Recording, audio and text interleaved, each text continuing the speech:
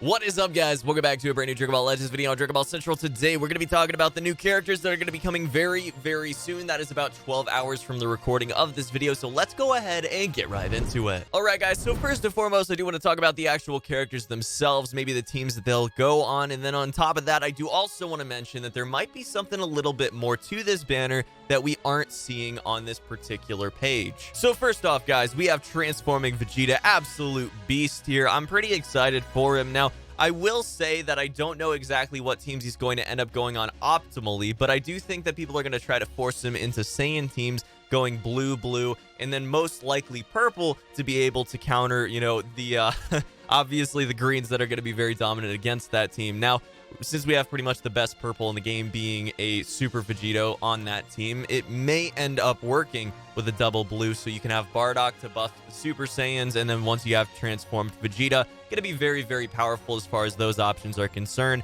I think it's important to note here that he sort of fills a similar role that Broly used to before he was kind of outdated, because he can push through the early blast cards that are going to be thrown down. So basically, you're able to throw out a strike arts and, sort of just respond to whatever your opponent does by either continuing a combo or just being able to be, I guess, aggressive right off the bat and force a vanish. So honestly, early game, I do think that Vegeta is going to fill a similar role, and on top of that, he's going to have power creep stats, so it should make him very, very powerful, and definitely, again, a very solid option on the Super Saiyan team. Depending on what his Z ability ends up being, I could see him going on a Saiyan team. We'll have to see exactly how this all goes down, though. We don't have all the information just yet, but we will very soon, and as you guys know, again, we're going to be summoning right off the bat on this particular banner, because it is a pretty hyped banner, even though it's not hyped from the standpoint of very hyped characters necessarily. I am excited for another transforming character. That is pretty exciting to me because I really like that mechanic.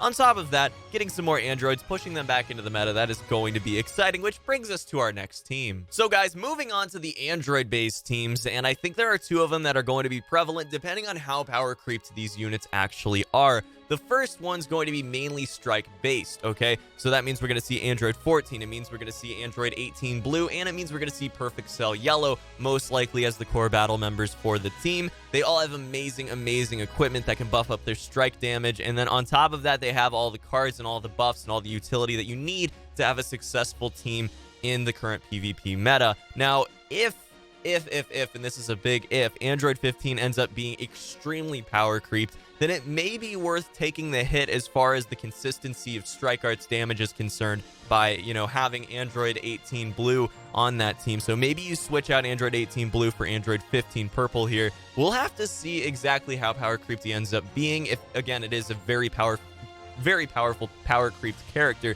then most likely you're going to want to play him despite those, differences and synergies.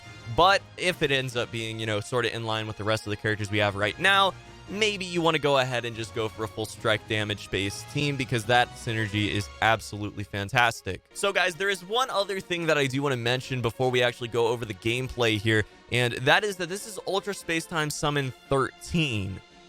Now, there is an Android 13 as well, as you guys probably know at this point. Very, very cool character. Definitely would go very well onto the Android team. Make up for the fact that, they don't have the most power creeped characters in the game at this point in time. And again, 14 and 15 might be there, but that leaves a third spot, which we're going to have to give to a lesser power creep, but still very, very powerful character.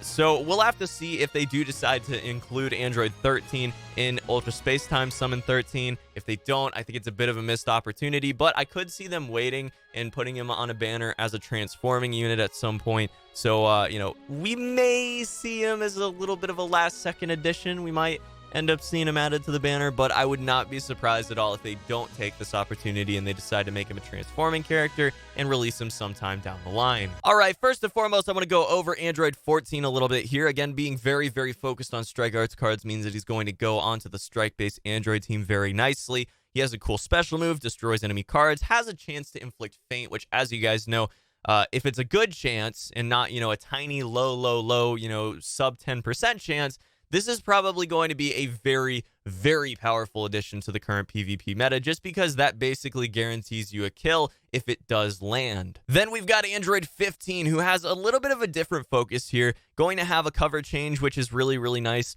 to have. And then buffing allies, debuffing foes with special skill is nice to have too. So that's pretty cool. And then again, we're going to be focused mainly on blast damage here, but at the same time is more of a support character than the other ones. So again, this could be a very power creeped character, could have a lot of support and utility to him, and then cover change is a very, very good mechanic to have on a team like this. You know, when you also have perfect cell that's going to be able to switch out with a guaranteed combo stopper. So really a fantastic option here. I'm hoping that his stats line up as well, so it can actually be a meta team yet again. And then, guys, we have got Go Super Saiyan, a new Vegeta. Transforming Vegeta is going to be dropping, which is super exciting as well. Blast armor on regular Strike Arts cards, again, very much like Broly, is going to be a very, very good thing to have early on in the match. And, you know, throughout the match, very valuable too. But you know, early in the match, it means you can be a little bit more aggressive, because 1 out of 2 of the main arts cards you're going to see dropped right in the beginning of the match, you know, to immediately start the match right off the bat,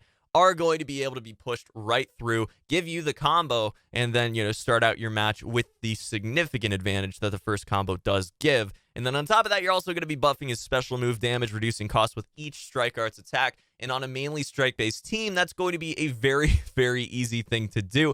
You know, you do a few of them, maybe 4 of them, to go ahead and end the combo off with a special. That is going to be a really powerful thing, and it is going to be possible to do 3 or 4 of them and then, you know, get a nice little buff special off. So all in all, guys, a really, really interesting thing that we're going to be seeing releasing very soon. Again, no stats at this point in time as of the recording of this video, but we are going to be getting more details again in just about 12 hours from the recording of this video. 2 a.m. I'm going to be recording a summoning video on this. Again, I don't know how much we're going to be spending on it, but all in all, this is a kind of exciting banner, and it should shake up the meta quite a bit, which is something that's been stale for a little bit now with fusions.